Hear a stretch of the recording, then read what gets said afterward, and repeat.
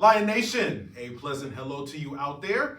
We're here with another episode of Coach's Corner. My guest, Lions head football coach Victor Santa Cruz. And Coach Santa Cruz, 10 weeks of the regular season have come. 10 weeks of regular season have gone. Man, it goes by so fast. So fast. So fast. And now here we are getting ready for CIF Division I playoff action. The Lions, of course, if you have not heard yet, they have a bye this Friday, so time to kind of recharge and reset, and they will get ready for quarterfinal action next Friday night. The opponent, a familiar one, of course, the Lancers of Orange Lutheran. That game scheduled for a 7 p.m. kickoff at Orange Coast College in Costa Mesa. We'll touch on Orange Lutheran a little bit more next week, but I wanted to get your thoughts on the regular season in a couple of key areas. One, just signs of growth in terms of identity, belief in the team, and just the overall play of the team. What did you see from the beginning of this year to now that 10 weeks have come and gone?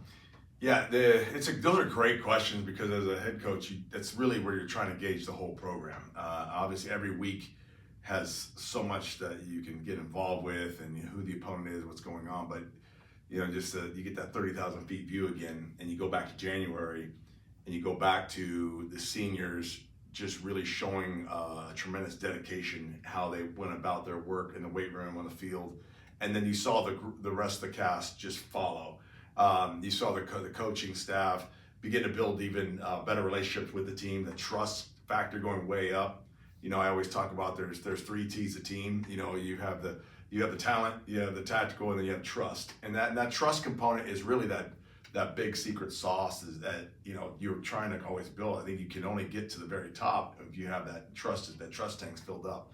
So that to see that change and go through to where we are today is it's exciting. I think it's exciting for the future of the program as well as you keep the younger guys coming up. But when I go back to, you see the development, our sophomore class, which we played a lot of sophomores this year, and that got to see them really go through the bumps and bruises of learning how to play varsity football right away. And then not only varsity football, but varsity football in the Trinity League.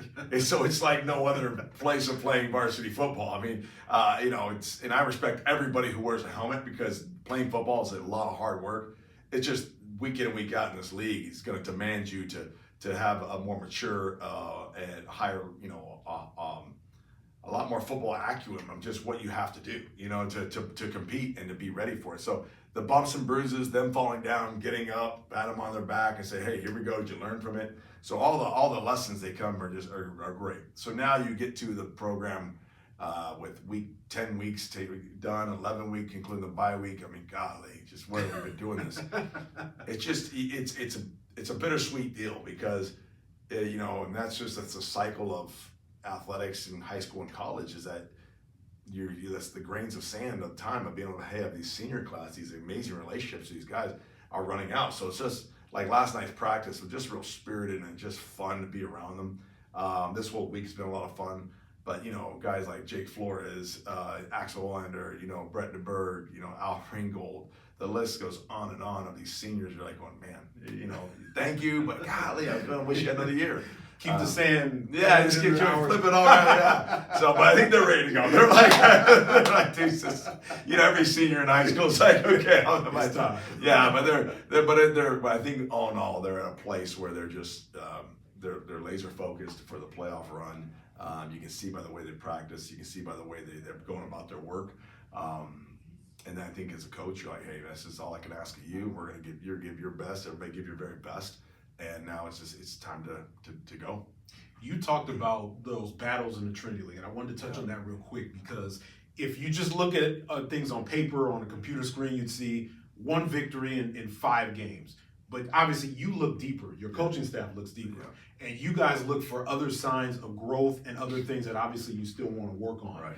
When you kind of look at that portion of the season, what sticks out to you, or where this team had some success and still needs to kind of get to that next level in terms of being ready for the playoff challenges that are coming? Well, you see just the league itself, it's you'll see across the board. You watch all the score, you already score comparisons or all that. You're seeing teams playing really tight, and then all of a sudden something happens, and that just shows you how in this league opponents have the ability to really make you pay for it, whether it's a turnover here. Hey, it's you didn't convert on a fourth down, you didn't convert on this a key third down. They have big strike ability. To the weapons to say, okay, they could be down a few scores, and all of a sudden, boom, people have the ability to go over the top, and that's what's so exciting. I think it's why you have all these college recruiters constantly coming around our campuses in this league, because just the pool of talent that you're playing against is like nowhere else in the country. Where you could say how many of these teams in our Trinity League, the amount of offers that each team has of Division I offers in each team, even Division II offers, FCS offers, those college offers they have on a roster compared to outside of it with other leagues around here. So, I say this is just the Trinity League. I've heard it said this, and I totally get it, and I'm being in it now. It's where the best play the best, and you better bring your A game all the time. And so, I like going back to the sophomores. I know what they've experienced this year is a light years of helping them maximize their college football, high school football career, because they got to experience, real speed, real strength, real power on these week in, week out basis of our league play, and they're confident and they're going for it, and they realize that, hey, I can do this, because now they're playing at a faster level, they're playing at a more physical level, and that's why I was like, when I was told when I came into this league, it's the SEC of high school football, and I kind of coined the term, like, okay, I get it, it's not, but now that you're in it, you're like, it is. They weren't telling the story. They weren't telling the story, because I don't care. Vanderbilt will go and get you if you're in Alabama. You better be ready to go. Now, the CIF Southern Section playoffs came out last Sunday, and I'll go back to the old days. I'll say the old days there. They would release them on paper at the CIF office. You go up there, you get them. Now we have prognosticators and pairing release shows and all these different things. I gotta ask you, where were you when you found out where JSerra was headed? I kid you not, I just got out of the shower, my phone rings, and I'm looking and then all of a sudden, ding, ding, ding, all these text messages are coming up. I go, okay, I guess it came out earlier. I thought it was gonna be at 10, and all of a sudden it's like at 9:45. I thought that time going, and I'm like, all right, well, here we go. And then, I'll tell you, I was actually at breakfast with my wife and my daughter at Paul's Pantry over in Mission Viejo, great breakfast spot for those out there. And it was 9:45. Because I was trying to tell my daughter, hey, we got to finish up. And then all of a sudden, I start coming through there. So definitely earlier than anticipated. But I wanted to ask you just the pride factor. Obviously 2 years here at JSerra, 2 times into the playoffs.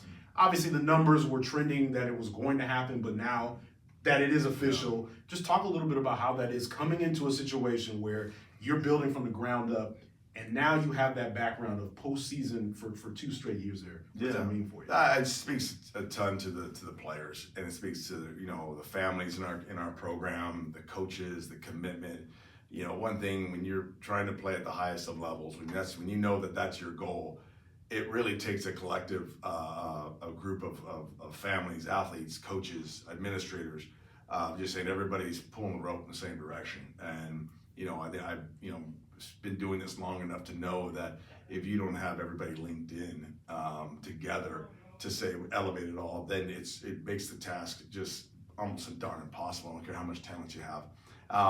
So just a real big shout out to the families in our program, to the obviously Rich Meyer and his leadership, and Chris Ledger, what they do, but the hardworking guys of our players and our staff.